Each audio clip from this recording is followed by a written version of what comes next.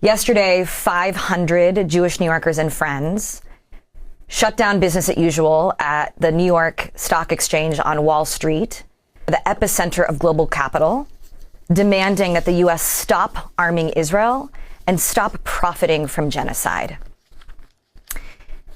And, as we arrived in the morning, we were learning the news that just that night, Israel had bombed the Al-Aqsa hospital and had set at least 30 tents ablaze, full of people who had already been displaced, who still had IVs in their arms from being at the hospital, burning people alive.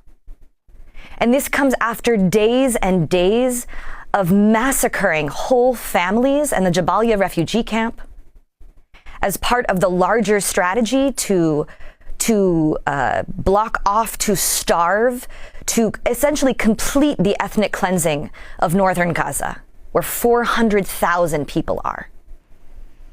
This is being called a genocide within a genocide.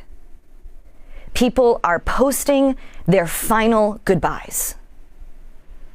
So we are filled with horror beyond words and are attempting just to embody just an ounce of that refusal in our actions. And of course, what's so important for all of us here in the U.S. to understand is that this is being done with U.S. bombs. Those bombs that are massacring family after family in this war of extermination. Because make no mistake, that is the goal, extermination.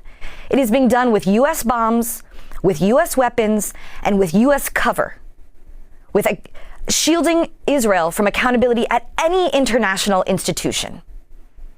Now, the Biden administration wants you to believe that the reason the U.S. is arming and funding and covering the Israeli government like this is for the sake of Jewish safety, right? This is the moral cover that they use. This is the justification used to cloak the entire enterprise.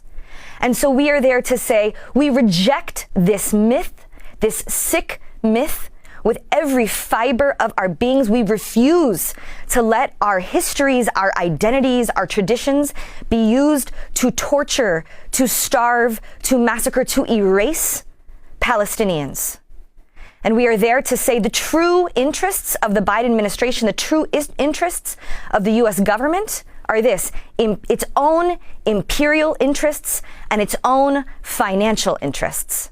And so we are there to say to the U.S., stop arming Israel, stop profiting from genocide.